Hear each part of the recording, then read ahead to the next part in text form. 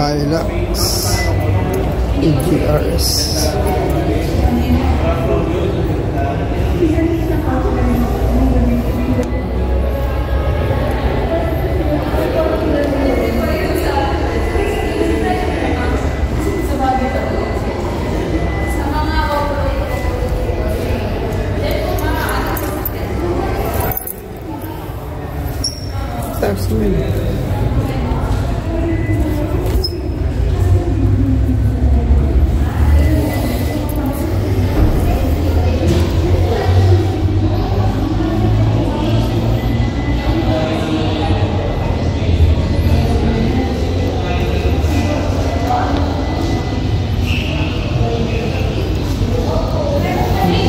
Bangko.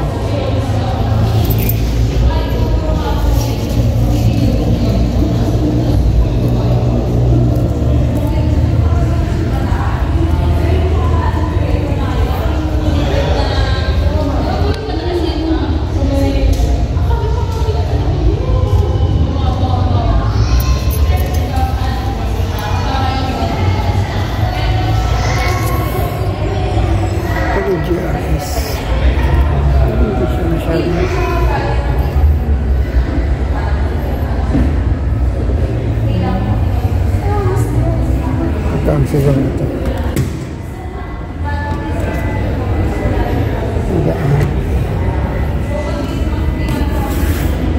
May assist. Ito yung nagpapagaan, yung assist. Para sa may spring na kinokontrol yung pagbagsak ng ng mabilis. Ganun.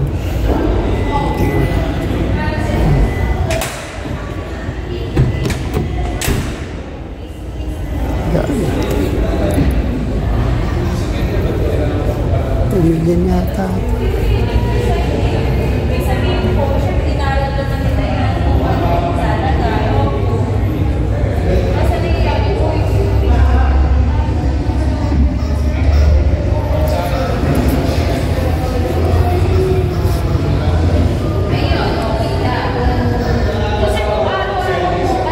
Ito 265 by 65 R70.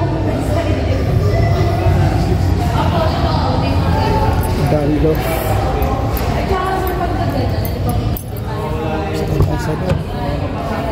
Ito tayo. Speaker. Ano siya? Leather siya tapos may fabric na para siyang umuhinto parang folderon. Tignan natin ito.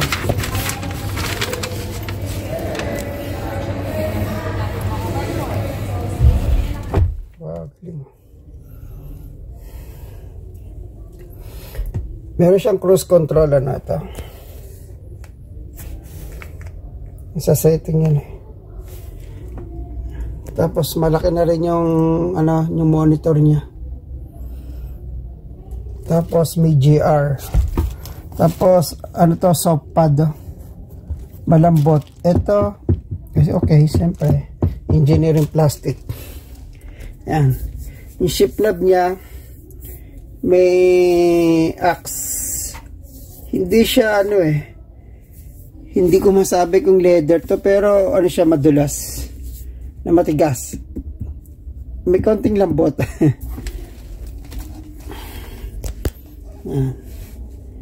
PRN plus SD, tapos may eco, may power, tapos manual handbrake.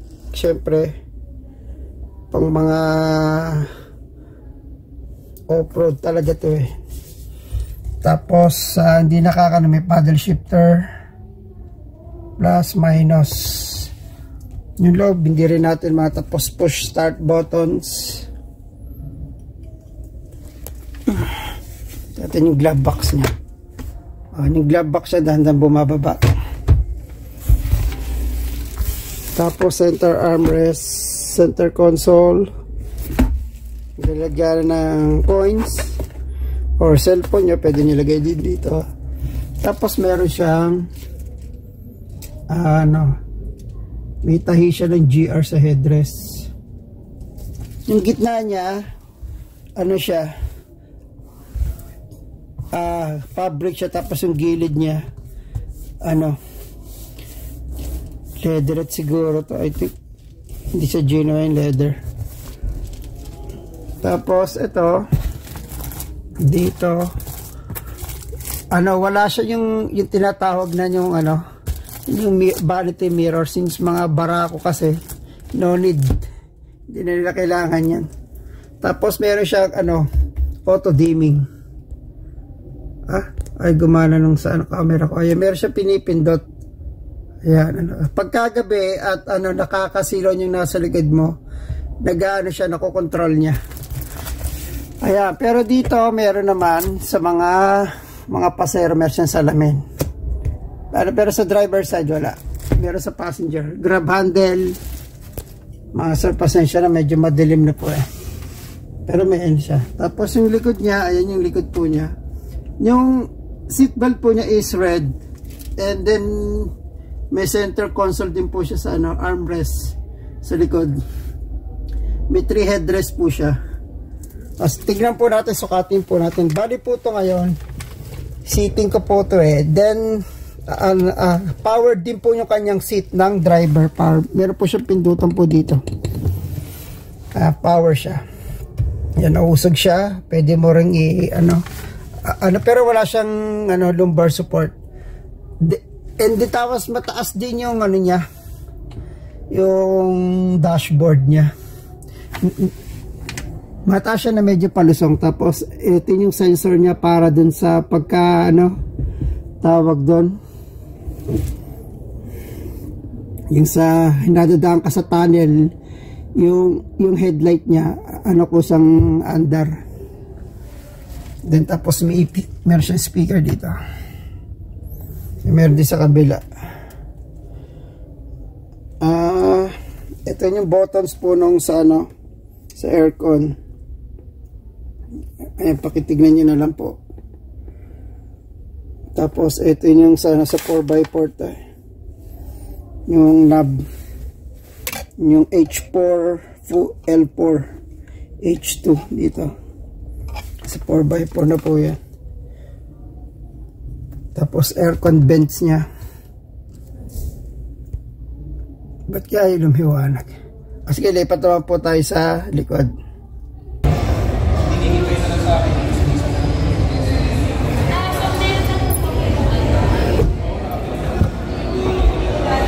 Meron siya sa likod. I think spoiler, cup holder. Napaka-generous sa cup holder ng ano, ng Toyota. So, okay. Uy, surprising ah. Meron siyang air vent sa likod. Yan, ngayon ko lang po napansin. May air vent siya, dalawang air vents. Tapos meron po siyang accent ng para pong black. Black po siya.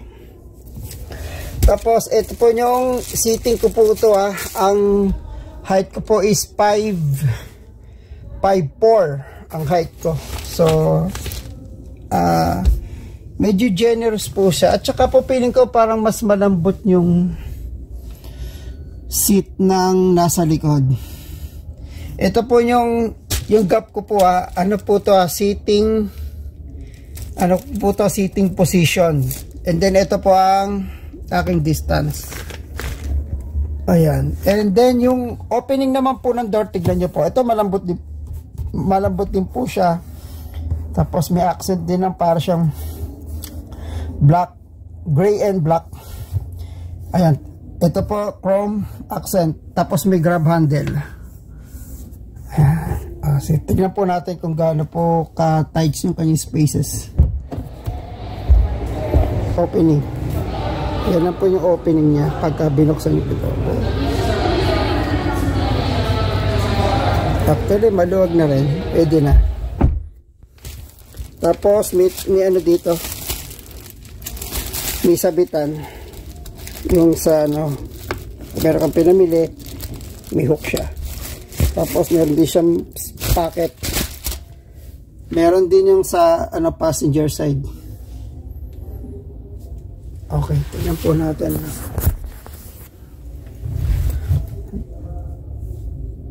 If I'm not mistaken po, ano po yata, nasa 2 million na po ito eh, yung price po nito. 2 million. Uy. Sige. Tapos, ito naman yung ano niya, cup holder. Magkakapisa na ako dito, alaan. Ayan po yung style ng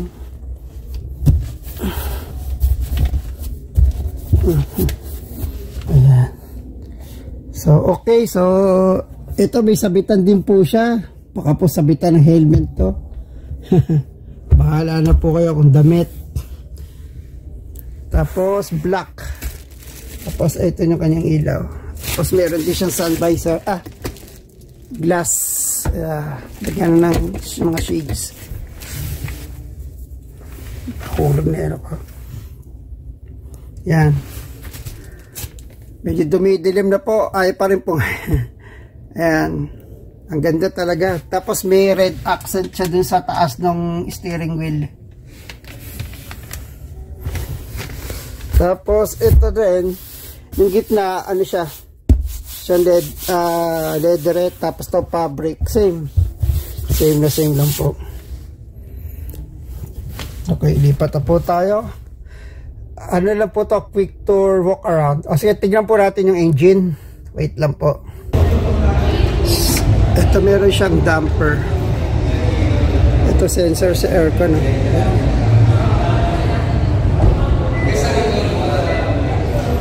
Ang laki. Sige, tignan po natin kung ilan yung ano. Ang laki ng makina niya. Yung turbo.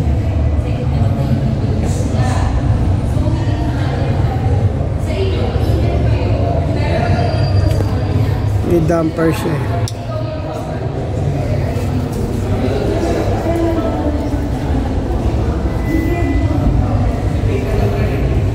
Itong FB na battery ito, ganito rin sa Starex dati. Hindi Starex.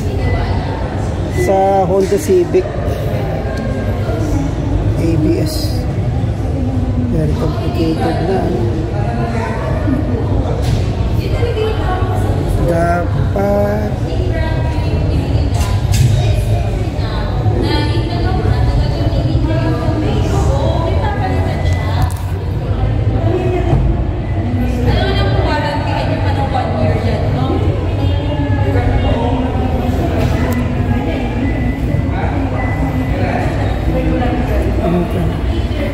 GR na logo talaga, naka ano siya, nakalubog.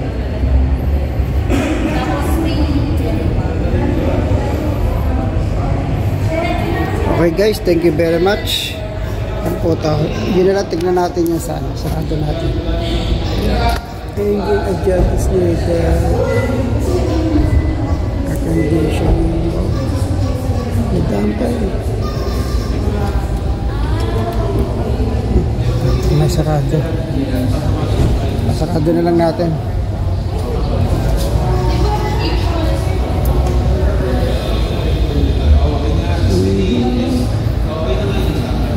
IT price 2.8. Ba't Conquest 4x4 Conquest 2 liter GR2 tikpa nilang ng post. Ano, pero ang post, ang price niya 2 million.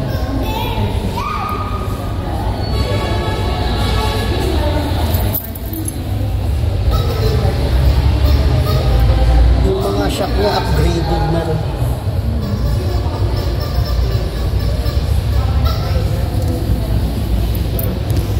Pag interior naman tayo, ito yung loob niya ng GRS ng Corolla Cross. Leather siya, yung gitna, lahat, pati gilid, sides, tapos yung grab handle niya iba pag sinarado mo. Pa siya. Tapos ito yung kanyang I think yung aircon niya, I think it's dual. Tapos ang napansin ko, medyo mababa yung ano niya, yung center console niya, medyo nakababa, hindi siya mataas. So hindi siya sa akin sporty looks. Hindi siya sporty lock sa akin. Mas sporty lock sa akin kung mataas yung center console, like yung Ford Everest, yung Ford tawag niya Territory, yan, okay yan. Matataas ang center console na.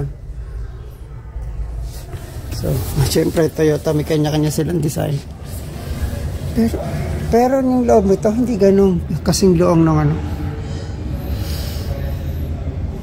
Hindi ganun kasing luang. Tingnan natin mama. Tapos may aircon vents din siya.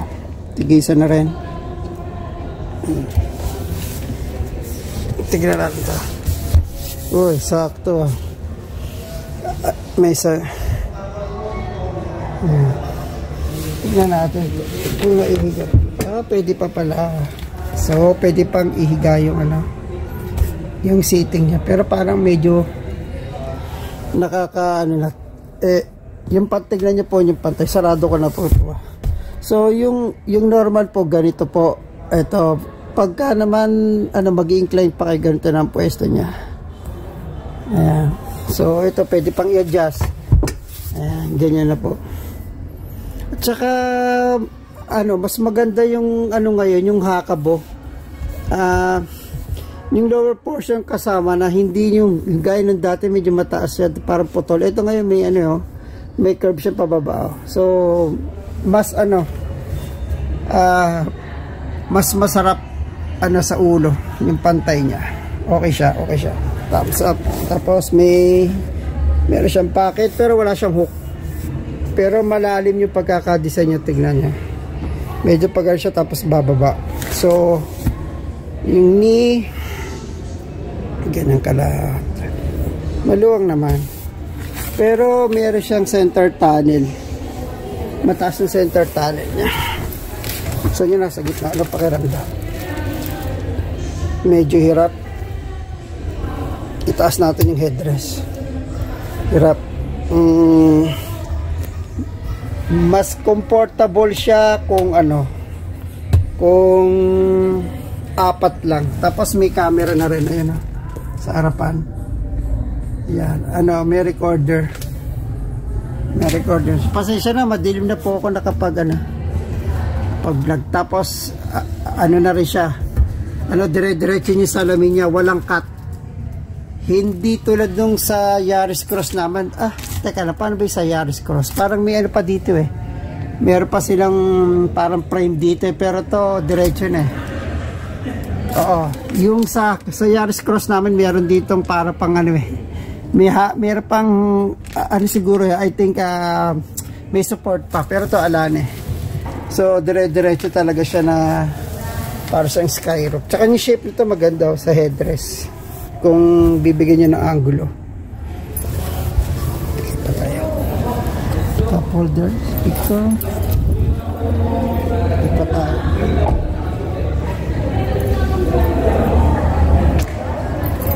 Dito tayo sa cockpit.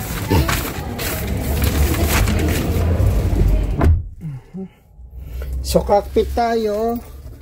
Okay, so yung sa passenger side siya, manual. Pero dito automatic gumagalaw. So ayan, pababa.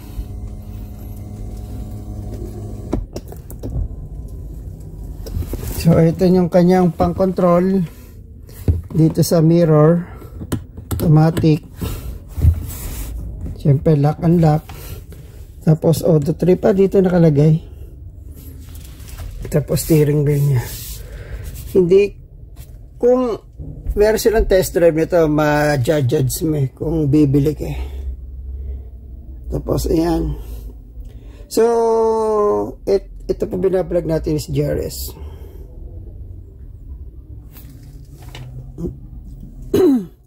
May isang hold saka parking, dalawang cup holder.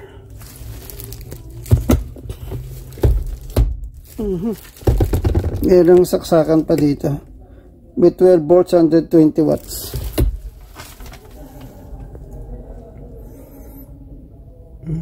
Tapos ala na, auto.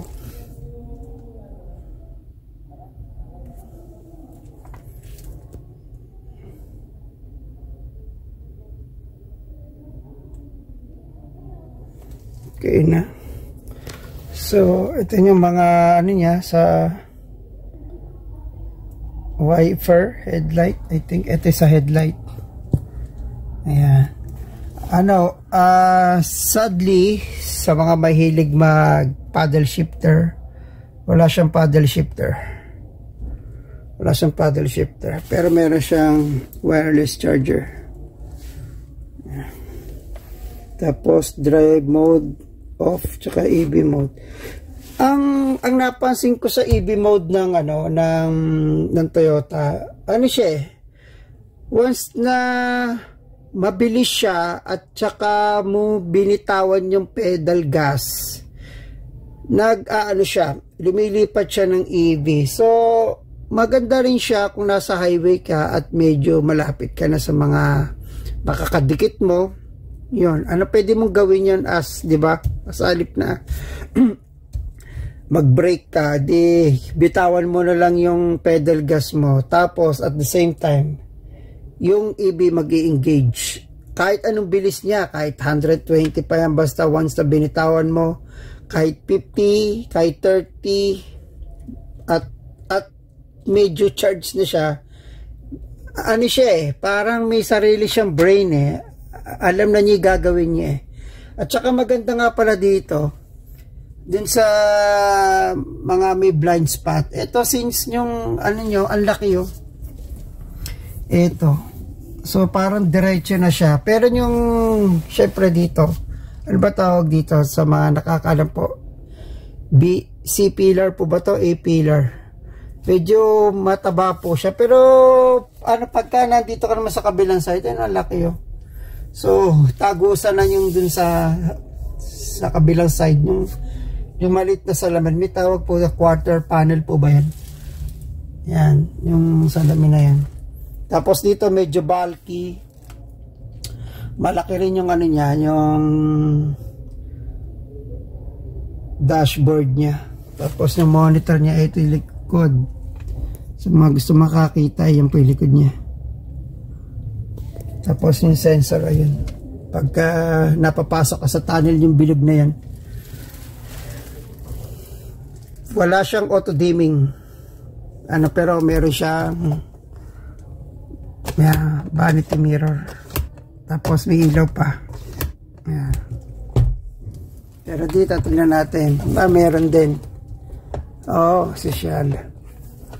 Sa mga misis natin. Tapos dito salamin, door. Okay, ilaw lang naman yan Once again, meron po siyang camera recorder. May monitor pong maliit yan, makikita niyo po dyan pagka po once na minsan lang naman siya nagpa-pop up po pag start lang po, then few seconds na mamatay po ulit siya. Maliit lang na display. Tapos yung GR niya, hindi siya kita, basta para lang siya nakaukit. Tapos may line siya na I think white. Tapos ito, seatbelt niya, hindi siya pang GR Sport tulad ng Hilux, black, normal. Grab handle. Ayan po yung shape ng grab nung niya, speaker, lagyan ng bottle holder. Ganon din po sa kabila, same. Yung makina pwede natin tignan. Tignan po natin makina. So engine naman tayo. Ito yung engine niya, medyo malalim na. Sa headlight niya, may guhit-guhit na accent.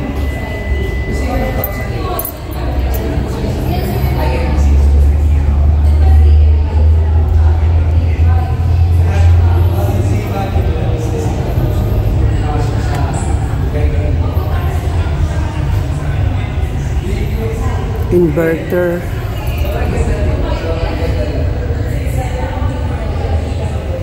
Inverter assist. Inverter assembly mo to. Converter.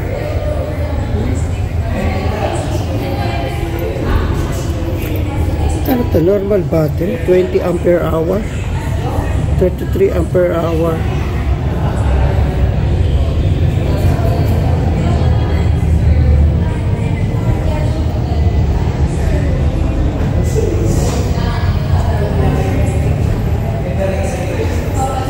Nahirap na po itong unawain. May combustion na po ito, tsaka electric motor driven. Tignan nga natin kung ilan yung oil niya.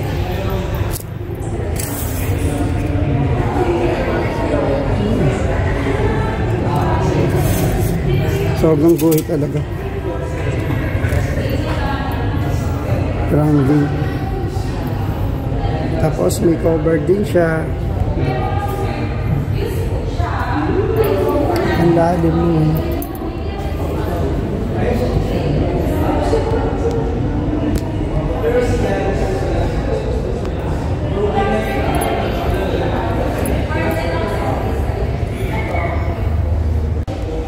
Last, likod. Yung likod.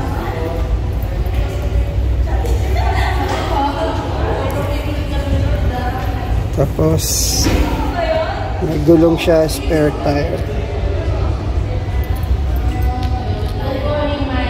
Ang lang, malalim.